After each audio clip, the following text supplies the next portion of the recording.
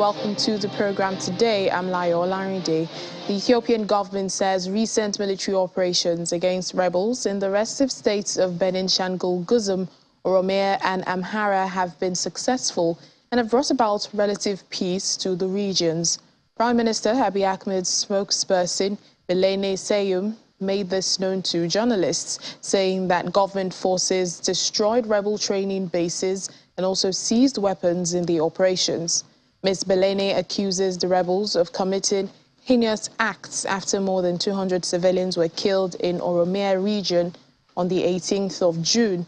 Following the killings, the Ethiopian military launched an operation against the Oromo Liberation Army OLA rebel group, which denied any role in the killings.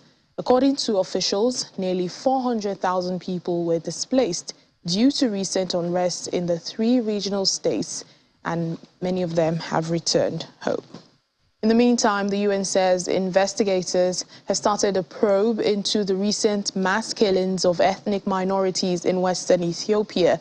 There had been calls for independent investigations, and now the Commission of Human Rights Experts on Ethiopia, appointed by the UN, has said this is what they're doing exactly. It will be examining allegations of abuses in the brutal civil war in the north, and there has been a lull in fighting in northern Ethiopia while conflict continues to spread in other areas. The Commission says the ongoing spread of violence in Ethiopia is an early warning indicator of further atrocities. Ethiopia was initially opposed to the Commission's establishment in December to look into accusations of atrocities in the north, but now its members are allowed to enter the country. All 3 people, 2 children and a woman have died of starvation in South Sudan's northern Warab state over the last 2 days as the country starts feeling the effects of a suspension of food aid. A World Food Programme official has confirmed that the UN agency is no longer distributing food countrywide after issuing out the last rations a week ago. Well, this leaves more than 60% of the population facing starvation, with some of them now turning to water lilies and wild leaves for survival. The WFP announced early last month that it would stop distribution of food to those in need of assistance because of a chronic shortage of funding. It said in its statement in June that it had exhausted all options before suspending food assistance, including halving rations in 2021 and leaving families in need with less food to eat. The UN agency says it requires $426 million to reach 6 million food insecure people throughout the year 2022. But that funding has not been forthcoming as the attention of donors is focused on other world crises like the Russian war in Ukraine.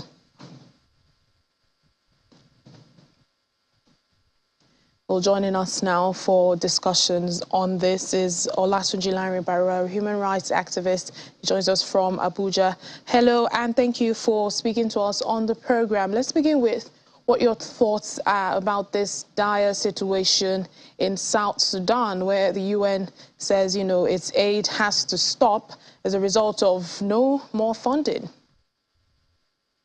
It's one of the saddest news to come out of the humanitarian sector in the last few months.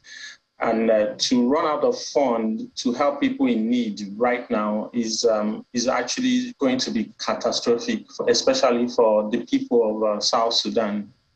The people have seen a lot of crises in recent time, and it's when you look at South Sudan, a country with a very arid environment that makes food production almost impossible. And you also look at their conditions, the conditions of, even when it rains in South Sudan, you have severe flooding all over, you know, in different parts of the country. You know, compare that to, if you are citing the World Food Programme's report and announcement. Even Care International did release something, I think, about a week ago, which also spoke about the severe need in South Sudan.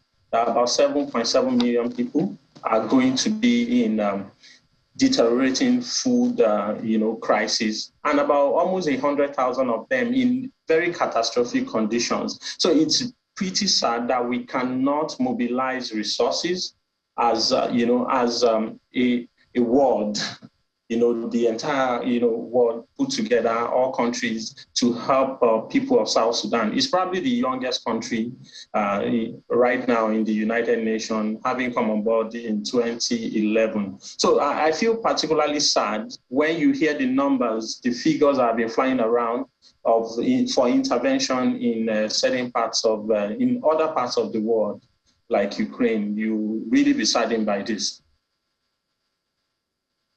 Crisis in Ukraine. The UN is saying that funding has not been forthcoming because, the attention of donors have moved to that situation there, the Russian invasion. But how can there be a balance to this? Because, there are other crises happening in the world, especially here in Africa.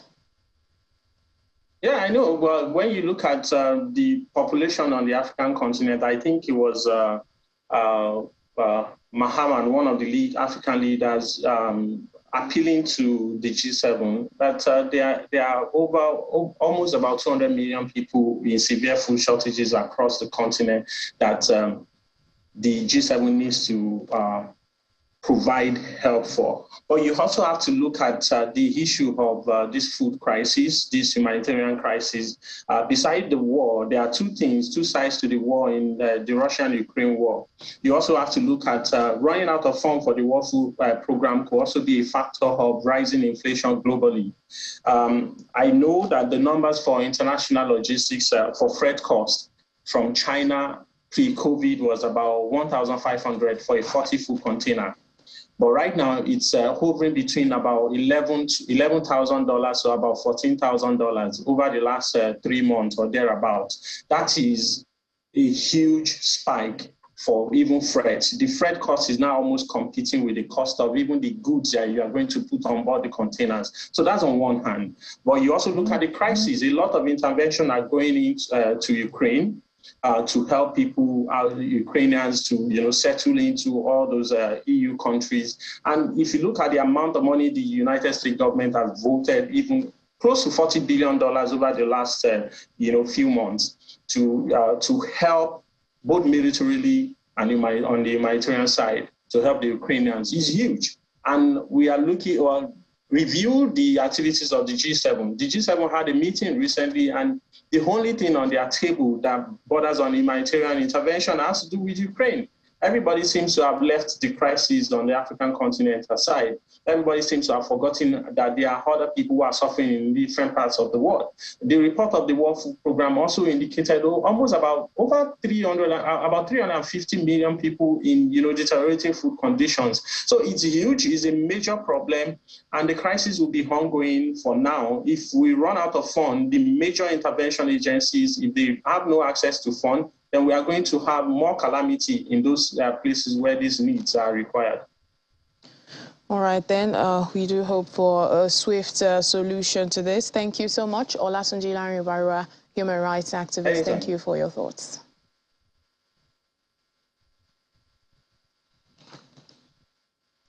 Well, when the parties to the ongoing conflict in South Sudan signed the revitalized peace agreement in 2018, communities who had suffered immensely during repeated cycles of civil war were filled with renewed hope for a more peaceful and prosperous future. Now, there are only 8 months left for the transitional period to end, yet key benchmarks that must necessarily be achieved for this young nation to become a true democracy and hold free, fair and credible elections remain unfulfilled. Well, against this backdrop, Nicholas Haysom, the head of the UN peacekeeping mission in South Sudan, held a press conference in Juba, and he spoke about the end of this transitional period that is fast approaching, yet progress in implementing the peace agreement is slow. I told the Security Council my main concern is that the end of the transitional period is fast approaching, yet progress in implementing the peace agreement has been slow. With only 8 months remaining, the window of opportunity to implement the key benchmarks is closing. First, I'd like to encourage the legislature to resume its sittings and to pass the constitution-making process bill.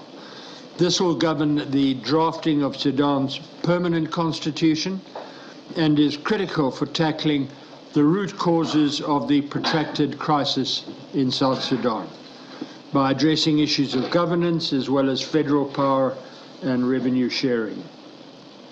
Second, the graduation of the National Unified Forces is long overdue. The country must have a fully functioning, truly national security apparatus to ensure safe and secure environment, but also as a prerequisite for citizens to vote, to express their will at the polls. Thirdly, the parties must work with the National Constitutional Amendment Committee to review the National Elections Act of 2012. This will provide the legislative framework for launching the electoral process and the formation of the National Elections Commission.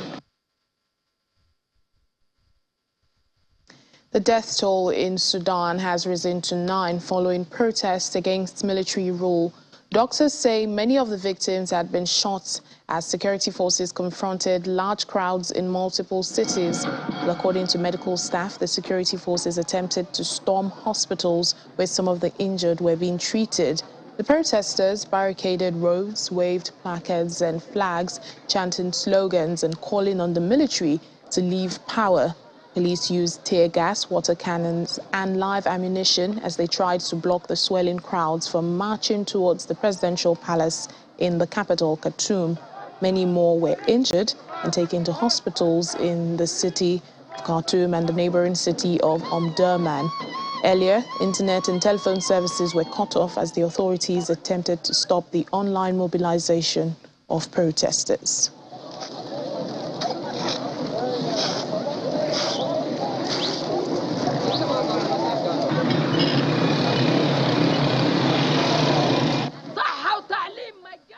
Nigeria and the United Kingdom has signed a deportation agreement which will see the deportation of illegal Nigerian immigrants and criminals.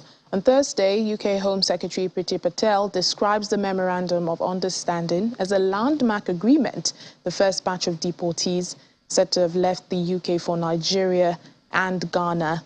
13 Nigerians were removed to Lagos on a June 30 flight, and 8 Ghanaians, 3 criminals and 5 immigration offenders. A Home Office spokesperson says the deported criminals had been handed combined prison sentences of more than 64 years. According to a UK government minister, over 10,000 people have been deported from the UK between January 2019 and May 2022. 46 countries have successfully eliminated at least one neglected tropical disease, and 761 million people have received treatment for NTDs. The World Health Organization validated Rwanda, Uganda, and Benin for having eliminated human African trypanosomiasis, commonly known as sleeping sickness, as a public health problem. Meanwhile, Saudi Arabia and Togo have managed to eliminate trachoma as a public health problem. Though there have been these success stories, NTDs continue to plague over 1 billion people across the world, especially in remote areas where access to medical treatment is a challenge and information on NTDs is limited. Well, the Kigali Summit on Malaria and Neglected Tropical Diseases was recently held in Rwanda to address and tackle these challenges. Our South African correspondent, Ryan Pugeni, reports. Neglected tropical diseases are a group of 20 tropical diseases found in several countries in Africa, Asia, and Latin America, where people do not have access to clean water or safe ways to dispose of human waste, and these include dengue fever, trachoma, rabies, and leprosy, amongst others. People living with these diseases face many social and emotional challenges. I have suffered both malaria and elephantiasis. My problem started in 2014, 1st of May, when my leg got swollen. I got fever, muscle ache, and piercing in my bones. I went to the local clinic, but only got painkillers. There was no medication for my condition. After 4 years living in pain, my wife ran away, leaving 3 children with me. The reason was because I was not able to work for the family. We do not have a will or the resources to treat people like me. We cannot allow so many billions of people in the world to continue to suffer from preventable and treated disease. Tawanda's story is one of many stories across Africa, and the Kigali Summit on Malaria and Neglected Tropical Diseases sought ways to address these challenges not just through funding, but also innovative ways of increasing awareness and improving access to treatment. GSK and Pfizer extending their donation of azithromycin to 2030. This is an incredible donation from a partner pharmaceutical company donating this medicine to prevent blindness from trachoma. And GSK committing over £1 billion in R&D for malaria and neglected tropical diseases. Those investments require countries to step in and bring in the domestic resources that are needed to fully maximize the contributions of industry partners and all of the other partners that are coming around the table. Dr. Tijani Salami is the principal medical officer at the Federal University of Technology, Mina in Nigeria. He says faces behind the NTD statistics can and should be helped. Just like the success that we recorded in HIV and tuberculosis, by assessing those people, going to their homes, search for them. So we need that in NTD. We need to meet these people in the rural area, search for them, look for, and then care for them. If we are to reduce the burden of people requiring an intervention against an NTD, we have 1.7 billion people right now that need an intervention against an NTD. We need to reduce that number to 200 million by 2030. So I want everybody to go away thinking we have an urgent job to do. The Kigali Summit have emphasized the need for innovative tools and strategies to tackle malaria and NTDs. Over $1 billion was pledged in this ongoing fight, with the goal of 0 by 30, meaning 0 cases by 2030 being the target. From Kigali, Rwanda, Brian Pugeni, Channels Television News.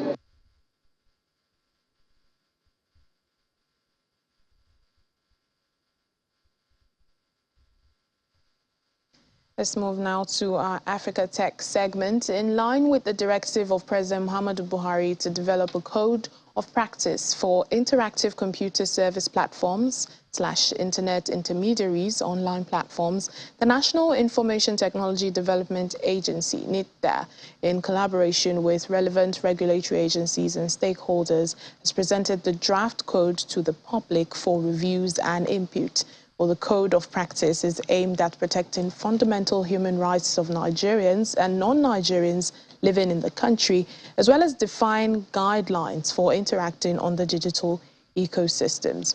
Well, mixed reactions have been trailing the draft code. While some commend the provisions, others say it is an attempt to infringe on certain fundamental human rights. Well, joining us now for more discussions on this is Chizaram Uchiaga, who's the director of Founder Institute in Abuja. Thank you so much for speaking to us on the program.